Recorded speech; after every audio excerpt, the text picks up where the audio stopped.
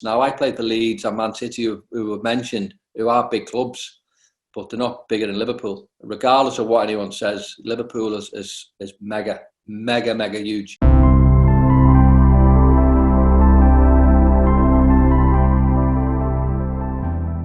Hello and a very warm welcome to all of our students, graduates and friends from across the global sports industry. I'm Ray Boggiano of University Campus of Football Business and its Global Institute of Sport. And we have a very special guest today, thanks to our partnership with the League Managers Association. So to briefly introduce him, he's the 7th all-time highest goal scorer in the Premier League, primarily with Liverpool, but he's also played for other clubs, including Leeds United and Manchester City. He was so good at finding the back of the net that he earned the nickname God by the Liverpool faithful. And since hanging up his playing boots, he's gone on into management, most recently with Brisbane Roar. So welcome and thank you so much for joining us, Robbie Fowler. Hello, everyone. So we'll kick off at the very start of your career, if that's okay. Okay.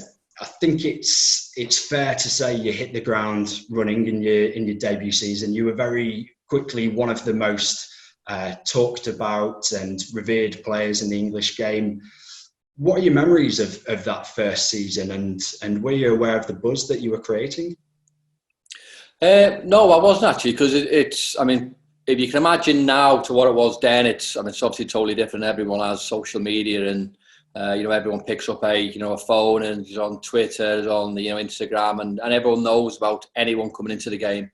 Whereas I came in, I was a relatively unknown. I played a few reserve games, and I was on the periphery of the first team football team for quite a while, actually, for about maybe 4 or 5 months before I actually got my debut. So I always sort of knew I would get my chance eventually. But look, it was just a case for me just to go in and keep scoring goals in reserves, keep playing well as what I can, and hopefully that chance would have come. Primarily at the time, Liverpool were maybe going through a little bit of a transitional period, which sounds a bit silly because of the teams and the team that we was and the players that we had. But we were struggling to score goals. But because I was doing okay in the reserves, then it was just give him a chance, and I never really looked back, in all honesty. So yeah, I mean, I know there was a little bit of buzz within the staff, and obviously the players, because they see me. But as far as I was concerned, it was just me going out and and enjoying doing what I was doing. Fantastic, and you obviously were enjoying the goal scoring. I think it was 98 goals in your first 3 seasons. You won PFA Young Player of the Year twice as well. Did that create added pressure for you as a young footballer, or is pressure just part and parcel of the game? I think pressure is part and parcel. Yes, did it add pressure to me? I suppose it did in a way, but I never I never looked at it that way. I've just mentioned before about how much I enjoyed it and how much I wanted to do anyway. So. Look, it was a case for me to just go out there, keep doing what I needed to do to be the player I wanted to be. And yeah, look, I suppose that is football, in a nutshell. I think the more games you play, the more games you do score, I think the more pressure you sort of add to yourself. I know people will maybe expect it, but because you do hit the ground running, you score goals, then that pressure becomes more or less on your shoulders as opposed to the pressure from anyone else. Did I feel it? I mean, not from anyone else, obviously, but yeah, I just wanted to go out there and know that I could do it. But it was just a case of, look, this is what you still need to do to try and to get to a level per se. And you, in those early years, you obviously formed some great partnerships with Ian Rush initially, and Steve McManaman and Stan Collymore when he came in as well. What were the key ingredients, do you think, for those particular partnerships, and how did you click? Look, it's a great question, and look, you've mentioned 3 players in Stan, Rushy and Stevie Mack, who are obviously 3 totally different players. I'd like to think good players can play with anyone else, so I think you sort of model your game around anyone else. Whereas when I was coming into the team, Ian Rush, and probably still is probably one of my favourite ever players. You know, he's a player who's achieved and done everything that the game's offered.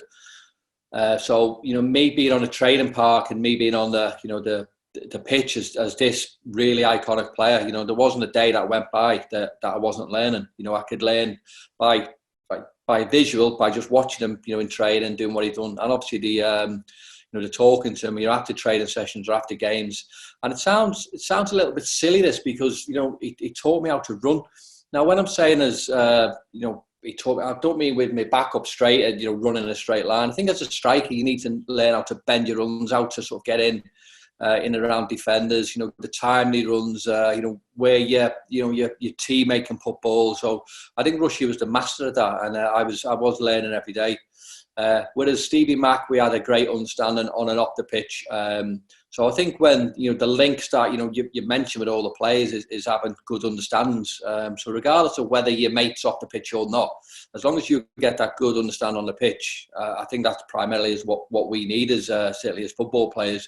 Now, I never socialised with Stan Collymore. I would have socialised with Stevie Mack, but when we were on the pitch, we had this great understanding, whereas he knew what I was going to do and I more or less knew what he was going to do. So obviously going back to with Stan, Rushy will tell you that the best player he ever played with was probably Kenny Dalglish because of the goals he scored. Now, my best striker was Stan Collymore for simply the fact that I scored more goals with him. Obviously, it's a little bit of a selfish attitude, if you like, but the relationship and the understanding that we had on the pitch was frightening, and we both weighed in with goals and helped each other out as best we could. So I think for the freedom, as much as you might have great relationships, and different relationships in all fairness, but as long as you have that understanding on that pitch, which is what we need, then that certainly helps you. And with Stan Collymore, one of your more famous games, if you like, and as a Liverpool fan who got into football in the mid-90s, I would absolutely have to ask you about the 4-3 victory over Newcastle. I believe you scored twice in both of the 4-3 victories that were only a year apart. How did that feel playing in that game? You know what? The game was memorised, and probably for all the wrong reasons. Certainly from a playing point of view, as a player, you want to go out there and you want to be commanding in a game and you want to win quite comfortably. But it was just back and forth. It was two teams who were giving everything. Two teams who were obviously fighting for the Premier League. Ironically, none of us won it, so it seems a little bit subdued afterwards talking about it. But it was just a game that we had great players, certainly on the offensive side, and who just wanted to win game. And I think the passion from the crowd was certainly brilliant, and that made sort of the spectacle what it was. The games, the goals were brilliant. There was early goals. There was teams coming back from losing, last minute winners. There was camera angles going into the crowd. So I think it had a little bit of everything in terms of what you want to see as a neutral. Our manager wasn't too happy with the way the game panned out in the end, where it was back and forth. But I just remember Newcastle at that particular time being a tremendous team with tremendous players. So we was obviously a similar ilk, where we had a good team, where we had good players offensively, and it was certainly forwards on top as opposed to defenders on top anyway. And moving forward to more success in the 2000-2001 season, the famous Cup Treble, was that one of the highlights of your career? And what happened behind the scenes that just made that team so successful? Yeah, obviously, to answer the first part of the question, yes, I think it's certainly an highlight of certainly anyone in that era in that team. Is when you are a player, I think you want to be remembered for winning trophies and being a success on the pitch. So I think what we had that year, for 18 to go unbeaten in every cup competition that year, and achieve what we did, it's an incredible feat. It really is. We obviously wanted to win the Premier League, but the best thing we could do is obviously qualify for the Champions League. So that really capped off a wonderful season. obviously winning all the cups, and then playing Charlton last game of the season, needing to win to get into the Champions League. So that's sort of that underlined everything, if you like, what we did that year. In terms of what it was, I think I've mentioned before about the understanding. I think whenever you are building a team, it's important that you get the right team morale and you get the right players and within that squad who can galvanise everyone. And I'm not sure we had one player who disliked anyone within that team. I mean, I can't speak for everyone else, obviously, but I think when you talk to Premier League footballers, or you talk to teams, all over the world, there's maybe some people or some parts of a certain chain that don't get on.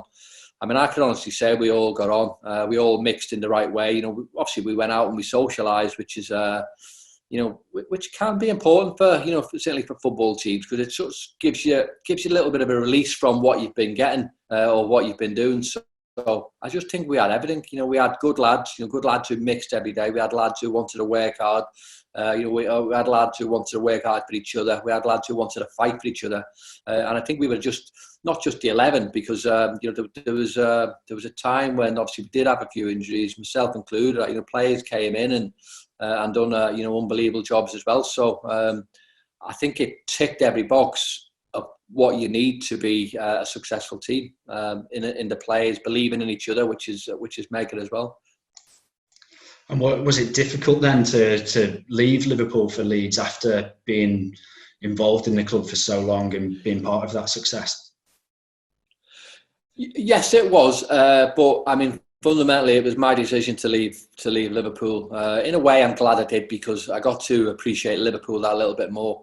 Now, I had a great time at Leeds. I had a great time at Man City. Eventually, and it's just one of them things. At clubs, sometimes you deem surplus, and managers will have different plans, and your manager will go different ideas or different ways. And as much as a player, it's really hard and difficult to take that. It really is. But then when you sort of get your head round and you realise, well, you know what, it might be for my own sake and my own sanity that I need to go elsewhere. So I just felt as though I needed to play, whereas I became a bit of a bit player, if you like, whereas I wasn't guaranteed a place, and I wanted to work, obviously, but I just felt as though I'd probably needed to do a little bit more and more just to get into the team. So I just felt my time was a come at Liverpool. I did need a little bit of a change, and in a way I'm glad, because I got to appreciate the club a little bit more. I've been at Liverpool from when I was 11, gone through all the academy teams, youth teams, reserve teams, first team.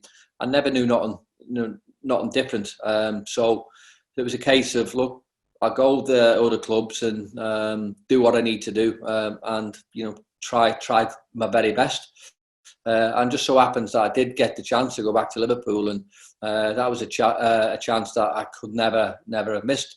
But when you are playing for Liverpool and you don't know nothing else, and then you go for other clubs. Now, I played for Leeds and Man City, who were mentioned, who are big clubs, but they're not bigger than Liverpool. Regardless of what anyone says, Liverpool is mega huge, and you don't really realise how special and how big they are until you go elsewhere. And did you feel you had unfinished business then when you returned to Liverpool? I mean, unfinished business. I mean, I can get what you're saying. I'm not sure whether that is the correct phrase, actually, but obviously I wanted to come in and wanted to do well and still go goals. I think my life and everything was so much easier, playing for Liverpool. My family are all still living, or we're all still living in the area. I was still living in the area myself, so everything became easier and something that I really wanted to do. So getting back, and I go back to what I was saying before. Maybe not. I probably just appreciated it more, being honest. So I wanted to try that a little bit more. It would become maybe my first spell towards the end. Maybe become a little bit too complacent or a little bit stale, and unfinished business. I mean, it's a strong word. Obviously, I want to come in and still score goals, but I think I was just far more appreciative of the club and the surrounding place itself. And you mentioned scoring goals there. Obviously, you had no problems doing that throughout your career. 163 total Premier League goals, 7th on the all-time top scorers list. What was it that made you such a devastating striker, do you think? Look, I think it helps when you have a little bit of talent. I mean, that definitely helps and gets you sort of on a path. But look, I think it's a case of, look, you work hard and do the monotony of doing the same things over and over again. You know, I recently done my pro license within obviously football coaching, and one of my thesis, if you like, was nature or nurture. Now, I was always described as one of the most naturally gifted players or naturally gifted goal scorers. Now, I probably made it look natural without sounding big-headed and egotistically. I probably made it look natural and, nature, if you like, because of the monotony of doing the same things over and over again within the training pitch. I used to love scoring goals, but because I love scoring goals, I was forever scoring goals in training where it was not necessarily with a keeper, not necessarily with a goalkeeper. So it was just a case of doing the same thing over and over again, the monotony of doing it over again. And I suppose when you do that and when you practice as much as what I did, then it becomes, or it looks a little bit as though nature has struck when you are playing a game. So, I mean, you just mentioned 163 goals, and I probably look back at my career thinking, rightly proud of that, but I should have had a lot more. I really should have done. Obviously, through various injuries and obviously not playing. I mean, 98 goals certainly in my first few years, and I mean it's not a bad record, but I mean I look back and think, I mean I should have had a lot more, and that's not me being egotistical. It's not me being big-headed. It's just me having this self-belief in myself. And obviously, if I hadn't been injured, I'd have been a lot more, or a lot higher, if you like, on that goal scoring list. That shows the drive that you're not satisfied with the 163. We talked a lot about your club career. How do you look back on your England career? Obviously, you were in the squad for 3 major tournaments. You played alongside the likes of Alan Shearer and Michael Owen. Was that a golden generation of strikers for England, do you think? I think so. I think if you look at the England squad's gone by, and you look at the Premier League teams you like, and you look at the strikers who've been in. I mean, you've mentioned obviously Michael, Alan Shearer, Les Ferdinand, Ian Wright, Andy Cole, Chris Sutton scoring goals. I mean, there's so many more who I haven't mentioned as well. So Terry Sheringham, and I'll probably think of more as I'm going along there, but. I was unlucky because there was that many good players about. I look at my England career as a little bit of a bittersweet, if you like, because I would have preferred a lot more caps. I mean, you've mentioned again before 98 goals, and I think I'd scored almost 100 goals before I got my first cap. Now, if I was playing now, I mean, if I played 10 games as an English forward, I'd be guaranteed more or less to be in that squad. If I'd scored 98 goals, I mean, I'd be captain. I'd be doing everything. I think I'd probably be managing the team, to be fair. But it's just one of them things with England. I think we were rightly blessed with lots and lots of good players, good quality players. And like what I said before, with managers have their own prerogative who they want to bring in, and whatever team do you want to play, whatever formation do you want to play in. Look, again, it's hard for players to accept that. Eventually we have to do that, obviously. But yeah, I would have loved more caps, but it's not something that I will look back at fondly and think, I had this great England career, because in all fairness, I never. I think I'm not sure 27 or 28 England caps. I think I only started 12 games. Goals per games is very good. I think I got 6 or 7 goals in 12 games. So yeah, I mean I'm happy with the obviously goals per games ratio, but am I happy with my caps? Probably not. I should have had a lot more. Absolutely. And you went over to Australia towards the end of your playing career as well. How do you see the sport developing over there? Do you think it's got the potential to match the likes of the MLS in the States? You know what? If you'd have asked me maybe 2 years ago, I'd have probably said yes. It could have. Obviously, with the situation now, where obviously COVID and hitting a lot of leagues around the world, there's obviously a lot of money gone out of the game over there. So I'm not sure it's heading into a great place. In all honesty, I think the budgets within the teams are struggling, and I think if you were to compare them to the MLS, I think they're actually a million miles away at the minute. I really do believe that. I think the infrastructure of certainly the football teams and the football clubs is far superior than the Aussies. Now they have a lot of catching up to do. Now we know of the Australians are fundamentally very sporty people, and anything they really put their hand to, they can more or less master. But obviously, in terms of football, I think they are a real good few years behind certainly the MLS anyway.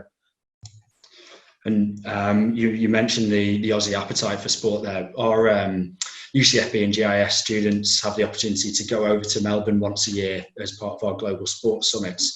And could you give a bit of insight into the wider Australian sports industry and that Aussie appetite for sport? Well, I just mentioned before about the Aussies, and as people, they are very outgoing, and they love the sport, they really do. Now, I'm English, so I fundamentally think of football as the number one sport in certainly England. Don't get me wrong, there's other sports, i.e. cricket, tennis, rugby, Union League, which are all good and well supported, but nothing compares to football, certainly in this country. In Australia, as you know, you got the AFL, the cricket, the rugby, there's obviously other sports as well. But I think football is, in all honesty, it might even be number 4 in terms of where they are in the sporting world. So there's lots and lots of school children who play football. When they get to a certain age, they probably see a different pathway in terms of I'll go down the AFL route or I'll go down the rugby route. So you don't see the numbers getting into the professional echelons as what you might have thought once you get to a certain age where kids just drop out. Now I don't know whether that's because the kids are charged too much money to keep playing. The setup is a little bit different than over here. Whereas academy football, the kids won't be paying for it. Whereas over there, you have to pay for it. So that might be to football. Well, derogatory being, and that might be why football doesn't progress as what it was, because people think, well, I'm not paying for something that might not work out what I think it should do. But that's probably why other sports become well or more supported and well supported because of that. But certainly the lifestyle and the passion and the drive of the Aussie people they love the sport, they love the outdoor life, and as much as I'm not really speaking really massively in favour of it, it's a country that I love going to. I really did, and because they embraced the sport, and me as a footballer, I want to go there and embrace my sport, which was football. But whatever the Aussies sort of embraced, and they go out there and and they do give it everything that they've got. And we'll just round up the playing career with a couple of quick questions before going on to your experiences in management and advice for our students. So you've obviously played for a number of different. You've played with a number of amazing players throughout your career. Who would you say is the best or most influential teammate that you've had? That's a great question. Look, I mentioned Rushy before in terms of what I learned and what I know through him. I suppose the obvious answer here is people will probably think Steven Gerrard. I think I was captain when Steven came in, and I'd like to think I developed him a little bit. Not obviously pat myself on the back too much. I think Steven was and is a wonderful person who's been an absolute unbelievable player. A player who will grab the game and make it about him. His determination. You've mentioned it yourself. His drive is incredible. And I think when you are on a pitch with Steven, you know what type of person he is. You know what type of player he is, and you know that you've got a chance of winning a game. You really have. So he's certainly up there. But the other one, again, I mentioned it before, was Steve McManaman. Yeah, I love playing with him because of the relationship we had, because of the times we had on the football pitch as well. Really, really good mates on and off the pitch. And I'd like to think because we were good mates off the pitch, I think that showed in the way we sort of complemented each other on it. So when people do ask me about my favourite player, I always pick Steve McManaman. I just thought he was brilliant. He really was. I know people will say, well, surely it's Steven Gerrard. Steven Gerrard is certainly there or thereabouts, but I'm picking my mate in Stevie Mac. And to flip that on its head then, who is the toughest opponent that you've faced in your career? Yeah, oh God, I get asked this quite a lot actually, and I always struggle finding the answer now. Now I'm aware of obviously the conversations that we had, and I'm far from egotistical and I'm far from big-headed, but I never really had a problem with like individual players. I think what I maybe struggled with was partnerships or pairings. Obviously, certain players in certain areas. You think of the great Arsenal, the back four of Tony Adams and Steve Bold, Tony Adams and Martin Keown. You look at the pairings at Manchester United, Steve Bruce, Gary Pallister. I know Rio Ferdinand was an incredible player with Ronnie Johnson or whoever he played with, but it was always pairings that I maybe struggled with as opposed to individual players, because I just had this belief in myself that I could go out there and be a match with anyone.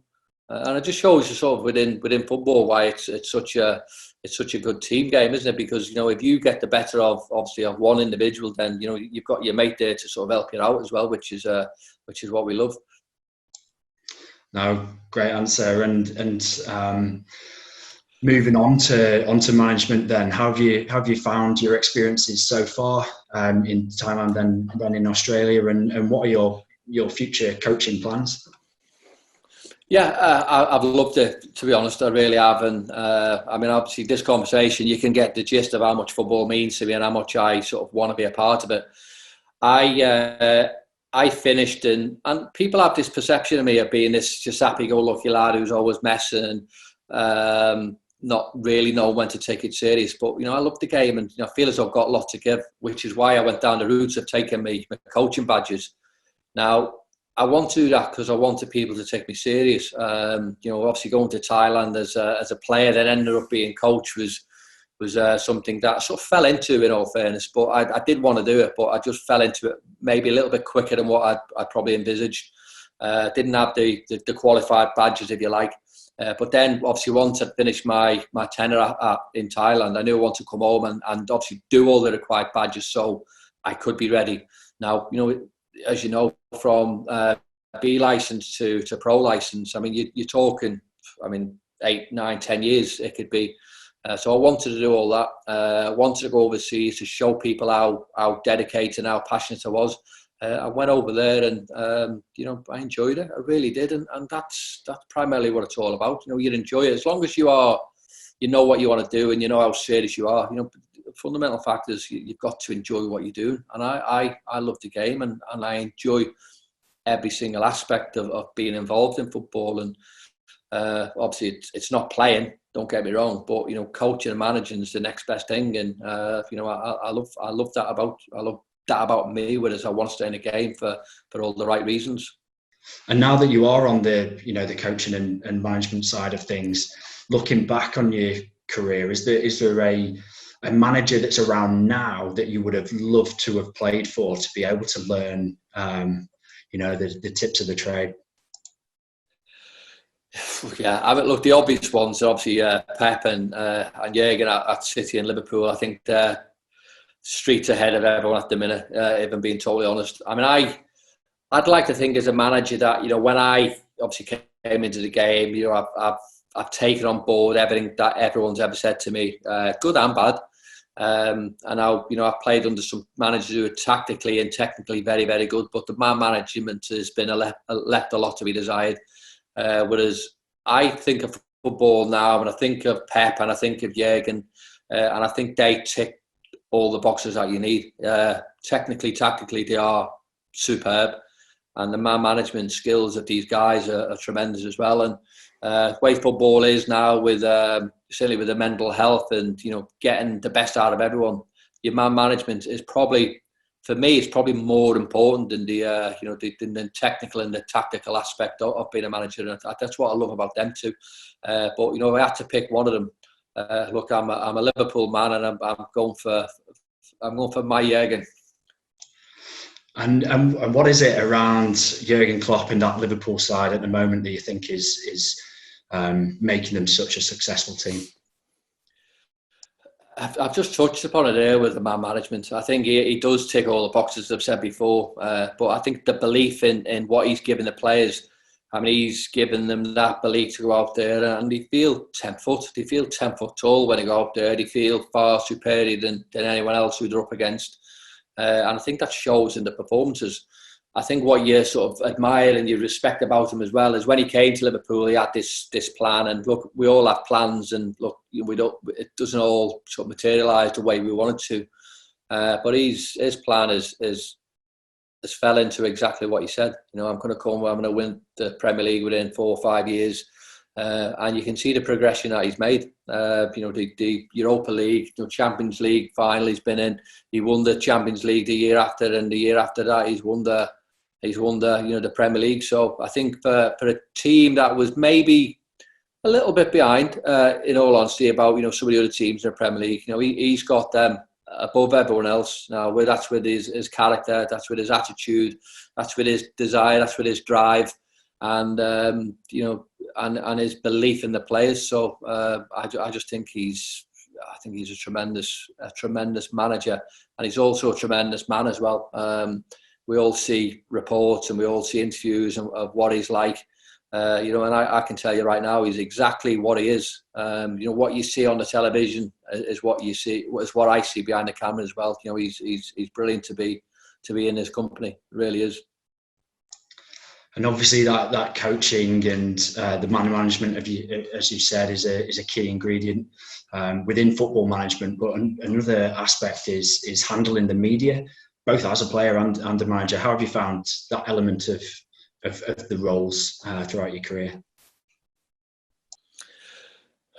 I mean, it's a lot different now. I think when I was coming into the team years ago, I think you were left to your own devices, and you were more or less left to fend for yourself. You were caught on the hop. You were caught saying silly things that that you would get away. The lads now are maybe coached into saying all the right things, whereas we may be coached or coerced to say that maybe the wrong things because you were looking for that headline, if you like. So we see players now, and I think they're quite sheltered and they're quite careful and quite they're not as open as probably what you would have got years ago. Now that's because obviously they're maybe a little bit tentative about what they say, might be getting dragged up all the time. So I think you go into the game, you go into it with with everything you've got, and from that aspect of it, you never really think people are wanting to get the wrong side of you, so you maybe are a little bit too open. So it's just a little bit weird with the media now, and I think the players are maybe lots are subdued now. They will say and they will talk, but they don't not necessarily give the answers that you would get years ago. The answers now are they're probably a little bit more robotic, Andy, because I think they're worried about what they will say maybe come back to hurt them. And just stepping away from football, you've obviously also had a successful second career in property development. Was it always important to you to have a plan for once you retired, and other things that you've learned in business that you can apply to football management? There's lots of things, yeah. I think I never sort of got into the game thinking, well, I'm going to have a plan for when I finish. I think it was just something that happened gradually. I sort of fell into meeting the right people in terms of getting a good financial advisor who advised me, what was the best. And excuse me, I think not everything works, obviously, but you sort of go with with people's intuition. You go with people's trust, and of course, I think it's the same with being a manager. I was over in Thailand, and I never really got to bring my own staff in. I was there, and I'm not saying I didn't trust them, but you probably don't trust them as much as what you could if you brought your own staff in. Because when I went over to Australia, I was allowed to bring my own staff in, people who have your back a little bit more, and I think that's probably what you do. You've got to listen to people. You can't be, certainly in business, you can't be right all the time. It's the same with being a football manager. You can't be right all the time. If I'm standing on the touchline thinking I know all the answers, then I think you're on hiding. I think you will get found out. So it's important that you have a good team around you, some people who will question you, people who you can ask them questions. And I think that's probably what makes a good manager work. You don't claim to know everything. I think certainly as a player, I was learning stuff all the time and more or less every day. Now I think as a manager, I think we all are learning stuff every day. What's out there with the press, the media. You're learning more about your players every single day. The families. You're learning about formations, tactics of other teams.